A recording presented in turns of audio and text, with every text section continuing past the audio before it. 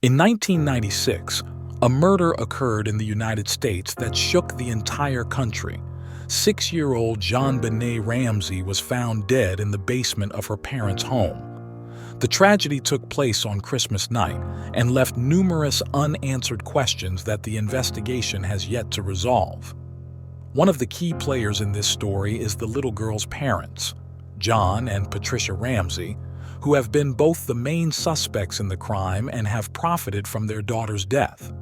Recently, DNA test results were made public, exonerating them, but the case remains unresolved.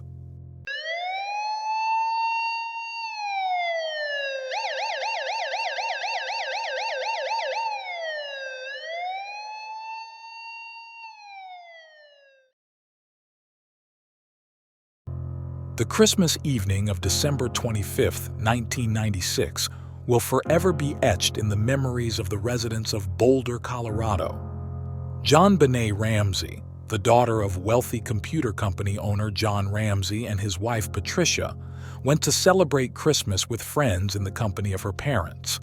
The celebration was joyful, with Santa Claus entertaining the children throughout the evening. JonBenét Ramsey was a beauty queen who had won numerous titles by the age of 6, including Little Miss Charlevoix, Little Miss Colorado, Cover Girl from Colorado, and Tiny Miss America. The content little girl fell asleep in the car on the way home, and her father carried her to her room when they arrived home. The last time anyone saw her alive was at 10 p.m. when her parents put her to bed. What happened next closely resembles the plot of a detective novel with thriller elements. The best minds of the American police were involved in the investigation, including genetic experts, psychologists, and forensic specialists. They even ordered a special fake tombstone for the girl's grave, embedding listening devices to gather additional information. However, the murder of the little girl remained unsolved. Who deprived the young beauty queen of her life? The investigation has two main theories. The first suggests an intruder or killer entered the house, while the second implicates family members, the Ramseys, including her mother, father, and older brother, who was 9 years old at the time. The latter theory persisted for many years, but recent DNA tests officially cleared the family of suspicion. As the investigation continues to search for new leads, let's recap what is known about this case. On December 26th, JonBenét's mother woke up at 5 a.m. to prepare for a family trip to Lake Michigan. Descending the stairs, she noticed a letter on the last step. The message stated that her daughter JonBenét, who, as we recall, should have been peacefully asleep in her bed since 10 p.m., had been kidnapped, and a ransom of $118,000 was demanded for her safe return. Patricia immediately woke her husband, and they decided to call the police, despite the warning in the letter not to do so under any circumstances. The criminals also mentioned that they would call between 8 o'clock and 10 a.m. to provide instructions for delivering the money. The police arrived, and everyone, both law enforcement and family members, waited for the call. However, no one ever called. It was then decided to search the house. When JonBenét's father, accompanied by a friend, went down to the basement, he discovered his daughter's lifeless body wrapped in a blanket. The girl's head bore 2 large hematomas, and traces of blood were found on her underwear, which, as later determined, did not belong to her. Her hands were bound above her head with a white cord. Initially, she was struck on the head with a heavy object, possibly hitting a wall or a door, and then she was strangled.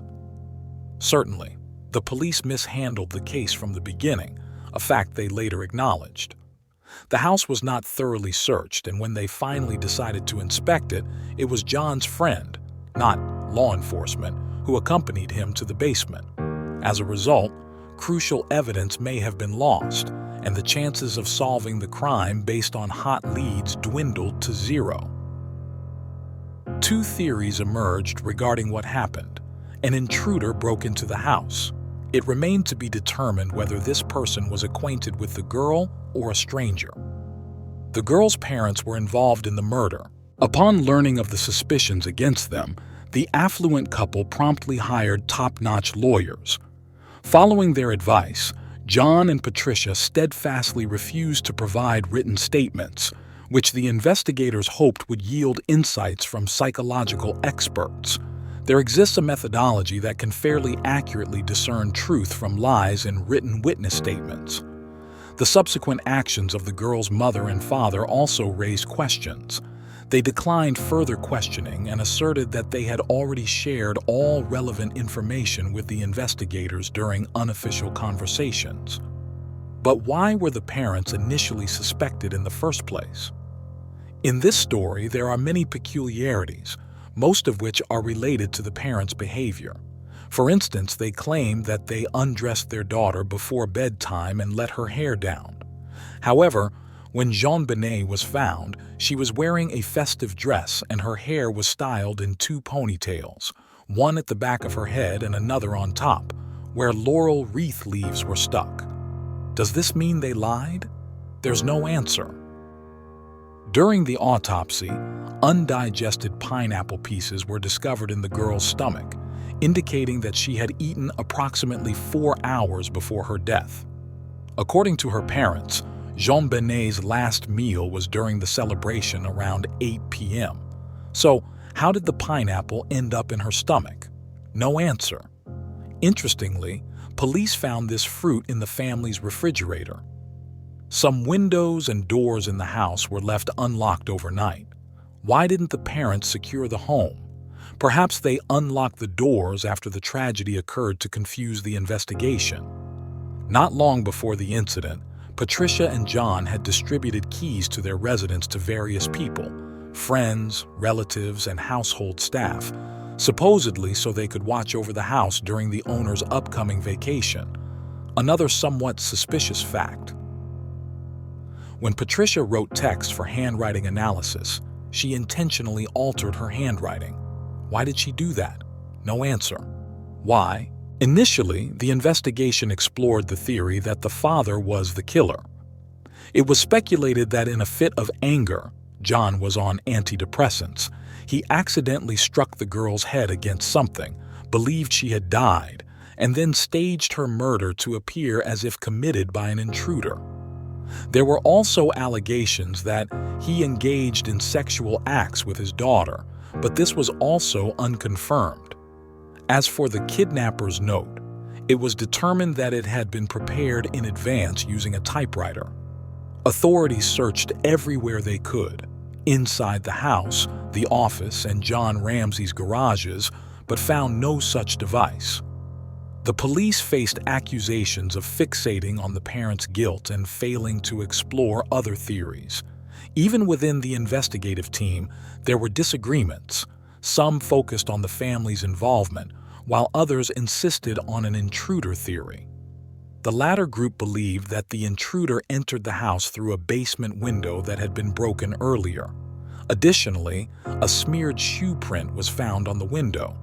Its origin remains unknown.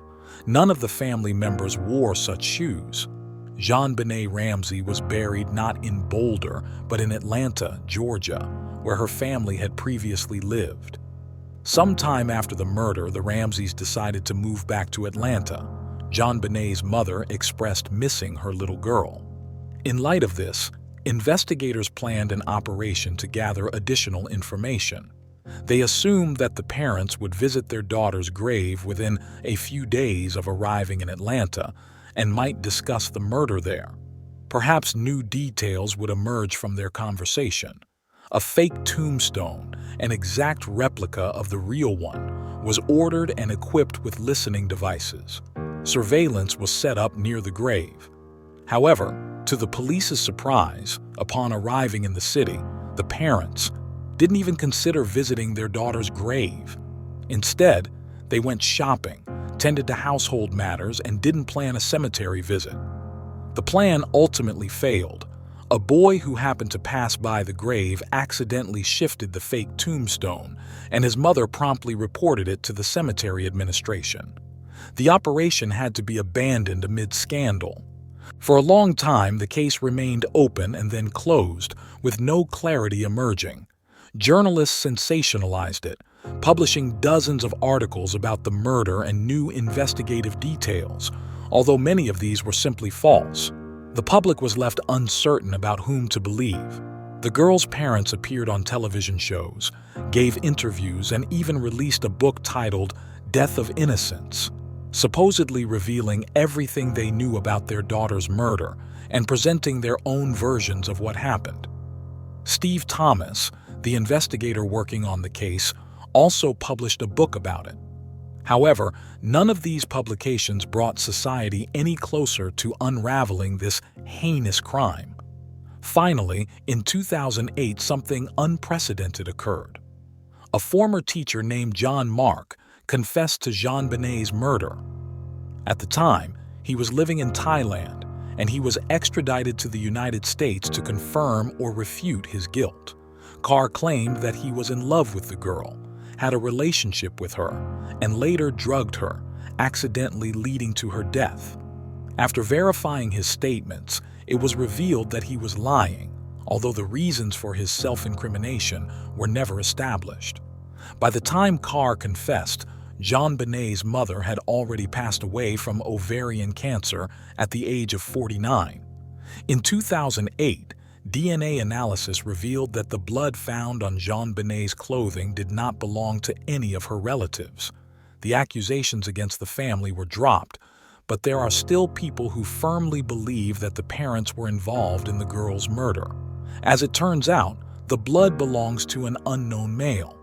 Comparing his DNA with the FBI's criminal genetic material database has yet to yield results. Whether JonBenét's killer will be found remains uncertain. Typically, stories like this eventually have rather mundane solutions, which we hope law enforcement will eventually uncover. In the meantime, we invite you to participate in our poll. What do you think?